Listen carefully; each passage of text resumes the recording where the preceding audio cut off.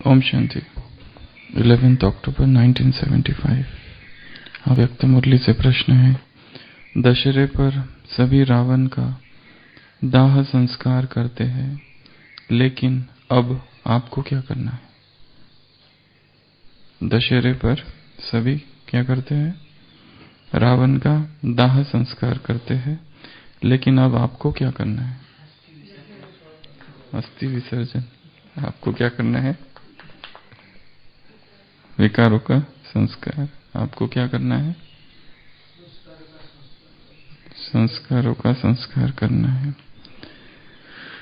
आपके अपने में जो रावणपन के संस्कार हैं, उन संस्कारपन के संस्कारों का संस्कार करो, अर्थात रावणपन के संस्कारों को सदा के लिए छुट्टी देकर लाभ उठाओ। हड्डियां व राख बांध कर साथ नहीं ले जाना। राख अर्थात संकल्प रूप में भी रावणपन के संस्कार नहीं ले जाना। तो दशहरे में क्या करना है? रावणपन के संस्कारों का संस्कार। रावणपन के संस्कारों को सदा के लिए छुट्टी देना। हड्डियां व राख बांध कर साथ नहीं ले जाना। राख अर्थात संकल्प रूप में भी रावणपन के संस्कार नहीं ले जाना। सारा लक्ष्य, सारा पुरुषार्थ अव्यक्त वाणियों में, साकार मुरलियों में यही आता है कि पुराना जो भी है उससे मुक्त हो जाना। जो अतीत है और अतीत के संस्कार है, उन अतीत के संस्कारों से मुक्ति। वो सारे संस्कार जिसमें देहभान है, देह अभिमान है, वो सारे संस्कार जो श्रीमत के विरुद्ध है, उन सभी संस्कारों से मुक्ति। संस्कार शब्द कठिन है। सरल समझाने के लिए संस्कार की तुलना हम हमेशा हैबिट से करते हैं। लंबा समय रिपीट करने के बाद जो कोई एक बात अंदर समा गई है और सबकॉन्शियस माइंड का हिस्सा बन गई है, और जो न चाहते हुए भी हम करते रहते हैं, हैबिट भी वैसी ही है। हैबिट से भी डीप संस्कार है। इन दोनों के बीच में एक तीसरा शब्द है जिसको कहते हैं एडिक्शन, लत। संस्कार से मुक्ति उतना ही कठिन है जितना एक शराब पीने वाला व्यक्ति 30 साल से शराब पी रहा है और उसको एक दिन हम बोल दे कि ये छोड़ दो, बहुत मुश्किल है। वो छोड़ता है, कई बार छोड़ता है, पर छोड़ने के बाद कुछ और भी होता है। विड्रॉल सिम्टम्स आ जाते हैं, बेचैनी हो जाती है, कंपन आते हैं, पसीना आता है, शरीर में भी कुछ कुछ होने लगता है, मन में भी कुछ कुछ होने लगता है, और फिर से वो चालू करता है। तो संस्कारों से मुक्ति, संस्कारों को जलाना, ये उतना ही कठिन है जितना एक एडिक्शन, एक लत, एक व्यसन से मुक्त होना है। जैसे उदाहरण दिया अल्कोहलिक का, या बीड़ी सिगरेट या ड्रग्स लेने वालों का, इतना आसानी से नहीं छूट पाता है। एक हाथ कोई छूट जाए तो छूट जाए, पर अदरवाइज बहुत बहुत बहुत टफ है। तो ऐसी एक 1935 में एक संस्था निर्माण की गई थी, alcoholic anonymous, AA। Bob and bill, doctor Bob, doctor bill. और तब से लेकर तो उन्होंने जो प्रोग्राम बनाया था उसमें उन्होंने 100 लोगों के उदाहरण दिए थे कि ये 100 लोगों ने किस तरह से एकदम जो व्यसनी थे, जिनके वजह से पूरा परिवार परेशान था, वो 100 लोग कैसे उस आदत से, उस लत से मुक्त हुए। इस पर उन्होंने एक 12 स्टेप का प्रोग्राम बनाया था। 12 स्टेप्स। आज की तारीख में विश्व भर में, भारत में जितने नशा मुक्ति केंद्र है, उन सभी में ये 12 स्टेप्स फॉलो की जाती है। और यही 12 स्टेप्स जो हमारे जीवन में कड़ा संस्कार है, उससे मुक्ति के भी यही स्टेप्स हो सकते हैं। क्योंकि वो जो हमारे साथ जो चल रहा है, हर एक के जीवन में ऐसा एक संस्कार तो जरूर है जिसके लिए वो बहुत लंबे समय से पुरुषार्थ कर रहा है, और ऐसा कुछ भी नहीं है जो नहीं किया। हजारों क्लासेस में से सुनी, बहुत सारी पॉइंट्स निकाली, क्लासेस सुनी, क्लासेस कराई, चिंतन किया, डिस्कशन किया, पढ़ा, एकांत में चिंतन किया, बाबा को वो बात सुनाई, बताई, उसके बाद भी वो संस्कार है। ये नहीं कहा जा सकता है कि पिछले 3 मास में वो संस्कार इमर्ज हुआ ही नहीं। वो आया है कभी ना कभी। गिनती मुश्किल है करना कितनी बार आया, पर आया तो है। इसका मतलब अभी भी उससे मुक्ति नहीं हुई है। तो ऐसे ये 12 स्टेप्स है। और एक महत्वपूर्ण बात, इस संस्था का नाम ही दिया उन्होंने, अल्कोहलिक एनोनिमस। एनोनिमस मतलब गुमनाम, अनाम। इसके जो मेंबर्स बनते हैं उनको गुमनाम ही रखा जाता है। उनका किसी संस्था से एफिलिएशन, किसी संस्था से कोई संबंध नहीं, कहीं से वो जुड़ते नहीं, वो चुपचाप अपना कार्य करते हैं। कोई मीडिया से कोई ज्यादा कनेक्शन नहीं। एनोनिमस अर्थात मेन स्ट्रीम से कट ऑफ, संसार से अलग, कोई दिखावा नहीं कि हमने ये कर दिया, वो कर दिया। ये पूरी संस्था जो है, ये जो कॉन्सेप्ट है एए का, इसका मुख्य है इसे गुप्त रखा जाए। जो भी संस्कार या एडिक्शन है, जितना ज्यादा हम उसको बाहरी दुनिया के साथ बताते हैं, पावर कम हो जाती है। या ग्रुप के विद इन ग्रुप्स वो लोग शेयर करते हैं एक दूसरों के साथ। तो ये जितने भारत भर में आज की तारीख में नशा मुक्ति केंद्र है, उसमें एए ये प्रिंसिपल अप्लाई किया जाता है। तो संस्कार मुक्ति से भी यही, के लिए भी यही सब करना पड़ेगा, क्योंकि संस्कार भी एडिक्शन हो गया है, कंपल्शन हो गया है। हम नहीं चाहते कि वो आए, वो जबरदस्ती आता है। कौन ऐसा व्यक्ति होगा दारू पीने वाला जिसको ये नहीं पता कि दारू से क्या क्या नुकसान है? सब पता है, उसको दिख रहा है, उसकी पत्नी, उसके बच्चे, घर उजड़ रहे हैं,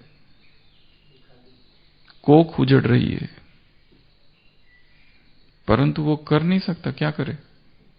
अपने आप दिन भर चिंतन करता है, नहीं पीऊंगा, नहीं पीऊंगा, नहीं पीऊंगा, और शाम होते ही मधुशाला, अपने आप कदम चलने लगते हैं। अपने आप सब होता है, कैसे हो रहा है उसको भी नहीं समझ में आता है,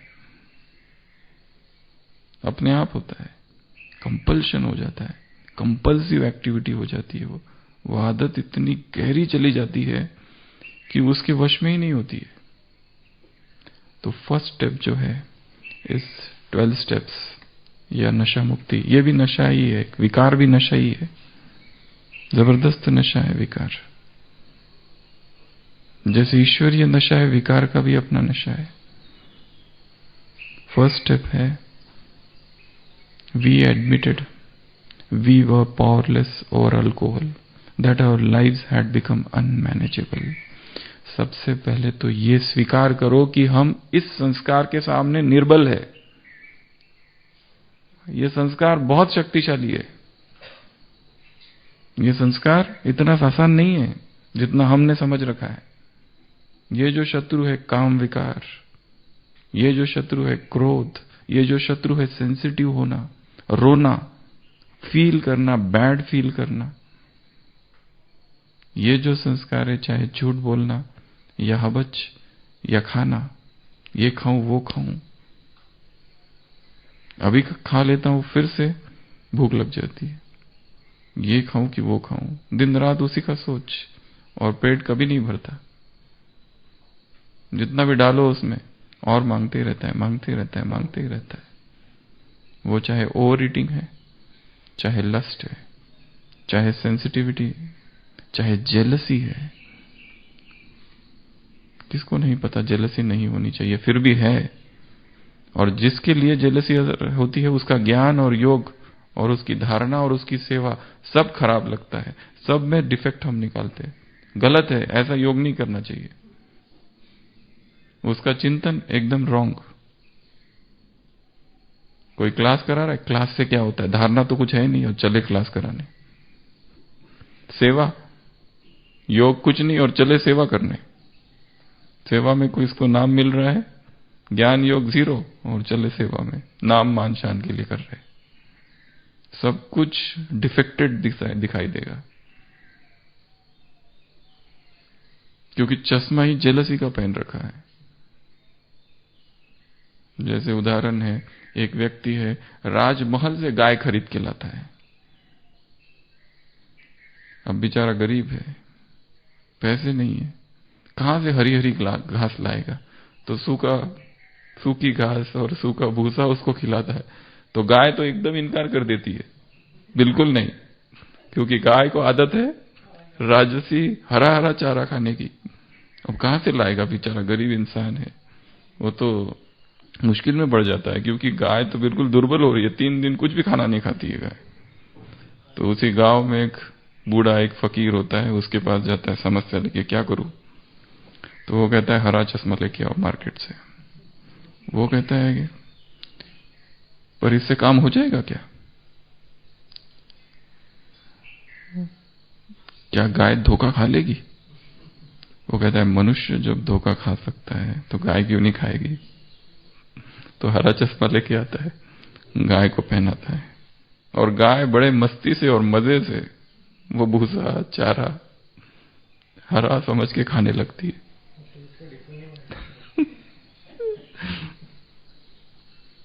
जैसा चश्मा है डाला हुआ। हाँ, आपको क्या लगा? गाय को ही चश्मा लगा दिया हरा।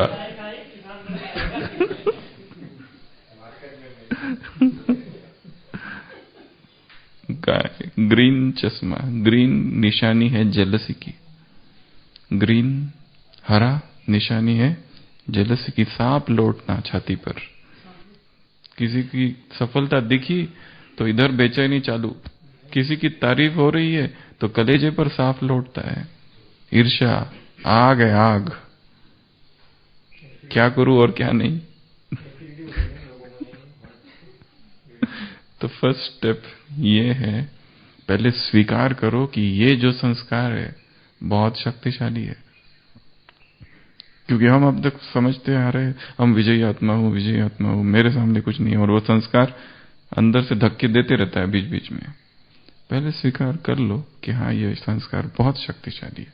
ये फर्स्ट स्टेप है। जो भी अल्कोहलिक्स आते हैं, दारू पीने वाले, शराबी, पियक्कड़, उनको ये समझाया जाता है कि पहले ये मानो कि ये संस्कार, ये आदत, ये व्यसन, ये एडिक्शन बहुत शक्तिशाली है। First step. सेकंड, हम आएंगे उसके ऊपर। सेकंड स्टेप, पहले स्वीकार करो बहुत शक्तिशाली है। माया रुस्तम है, रुस्तम के साथ रुस्तम है, बहुत शक्तिशाली है। बाप के बच्चों को छीन लेती है, कोई कम शक्ति है क्या उसकी? यहां वाले खींच कर चले जाते हैं, तो उसको कम शक्तिशाली समझना, ये गलती नहीं करना। नेपोलियन बोनापार्ट बचपन में था, जब था, कल बता रहे थे कि वो भूगोल की किताबें पढ़ता था और देखता था ये नक्शा है भारत का, ये विश्व का, मुझे ये सारे विश्व को जीतना है। और एक छोटी सी जगह थी सेंट हेलिना, वो सोचता था ये जो जगह है यूरोप की, इसको जीत के मैं क्या करूंगा, बंजर जमीन है, इसको मुझे नहीं जीतना है, बाकी सारे विश्व को मैं जीतूंगा। ये उसने बात कह के रखी और लिखी थी कहीं, शायद वो भी भूल गया होगा बाद में। पर सेंट हेलिना नाम का एक टापू है, आइलैंड, उसमें कुछ नहीं है, उसको मुझे कुछ नहीं करना है। और उसका स्वप्न था विश्व को जीतने का। विश्व तो हार गया, पर लास्ट में जब बंदी बनाया गया तो उसी सेंट हेलिना पर उसको लाया गया था, और वहीं पर उसने शरीर छोड़ा बाद में। जो उसने बचपन में सोचा था, this place is barren land, useless, इसमें मुझे क्या करना है, इसको नहीं जीतूंगा मैं, वो छोड़ के सारे विश्व को जीतूंगा। तो वहीं पर बंदी बनाया गया, वहीं पे उसने शरीर छोड़ा फिर बाद में। तो फर्स्ट स्टेप। सेकंड स्टेप है come to believe that the power greater than ourselves could restore us to sanity. फिर ये समझना कि ये संस्कार तो बहुत शक्तिशाली है, परंतु एक शक्ति संसार में ऐसी है जो सबसे शक्तिशाली है।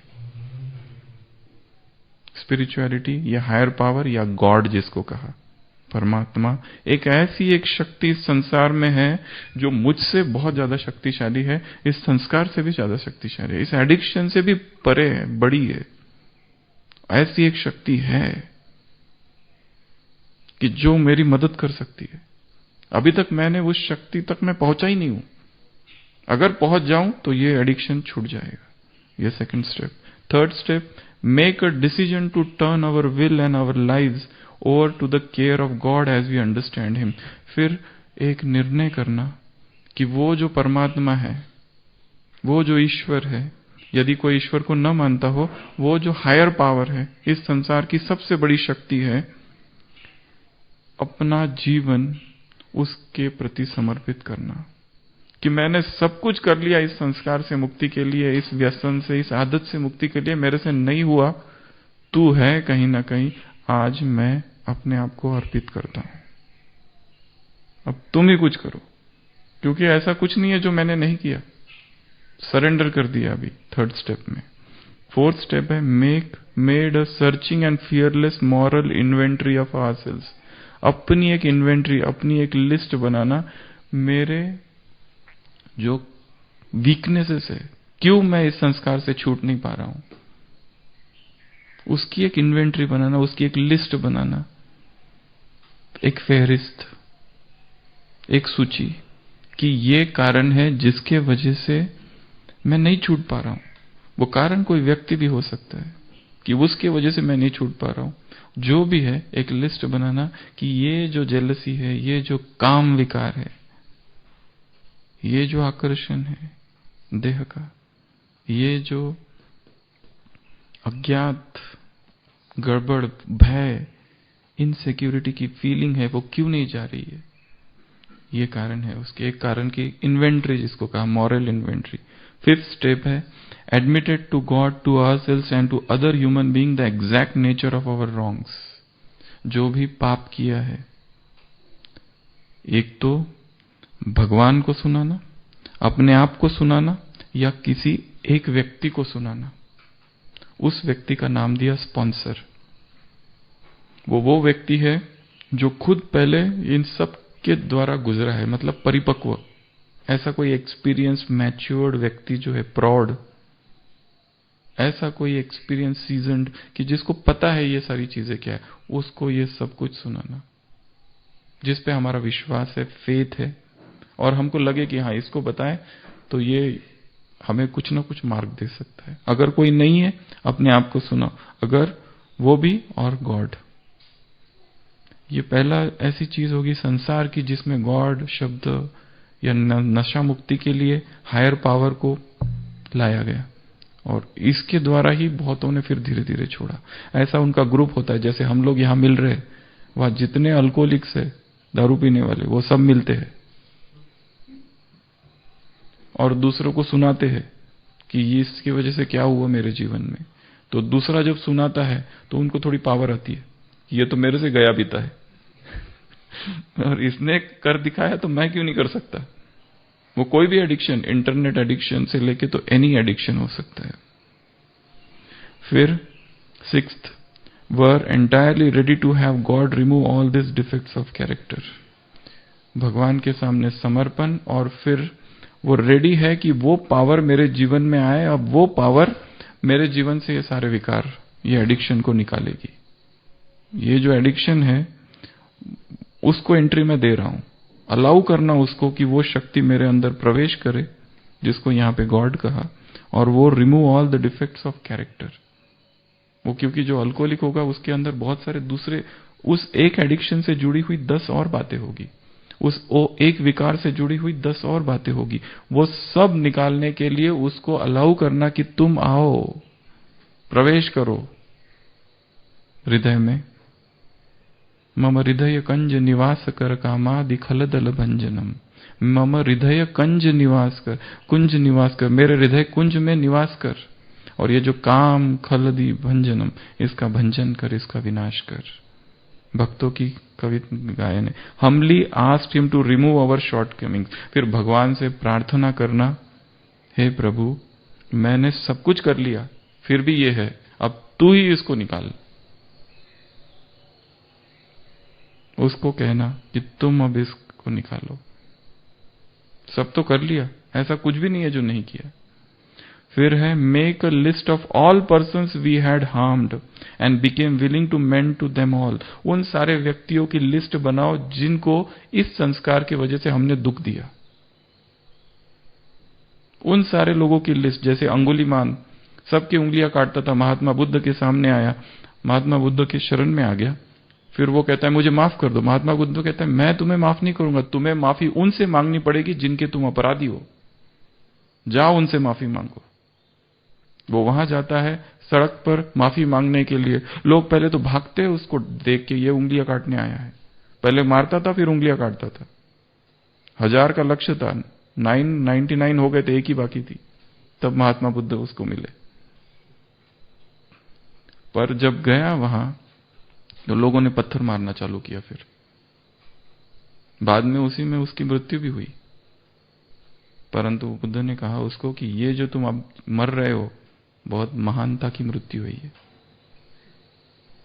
क्योंकि तुमने सबसे माफी मांग ली, उसके बाद में जा रहे हो। तो जिनको इस संस्कार की वजह से मैंने दुख दिया, मेक अ लिस्ट ऑफ, वो सारे लोगों की लिस्ट बनाओ कि ये वो लोग हैं। जैसे कोई दारू पी रहा है, उसकी पत्नी, उसके बच्चे, किन किन को दुख दिया उसने, किन किन को फिजिकली मारा होगा, उनकी एक लिस्ट बनाओ। Make a mend to them all.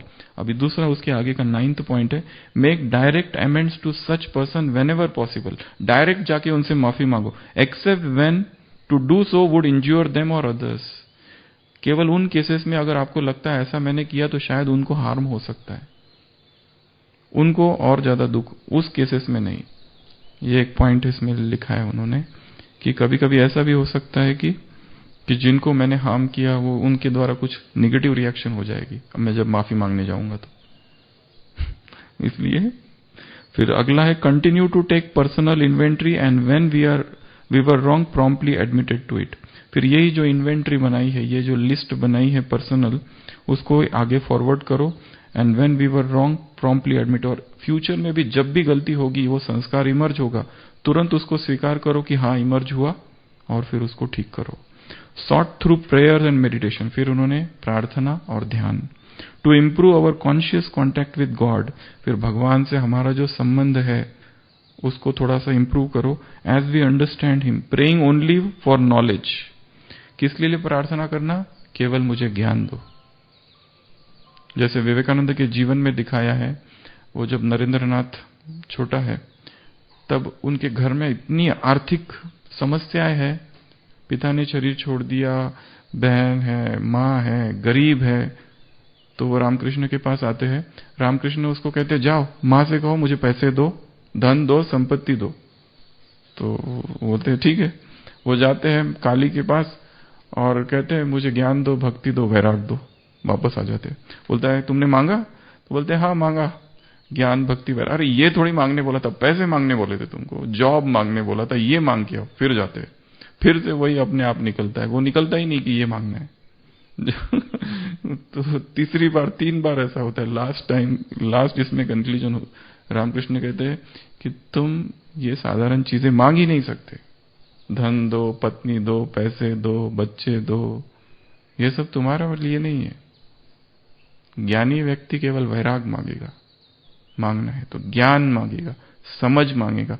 बाबा मुझे ऐसी समझ दो कि अभी जो स्थिति में हूं उससे थोड़ा बाहर निकलूं। बाकी चीजें नहीं मांगते बैठना है।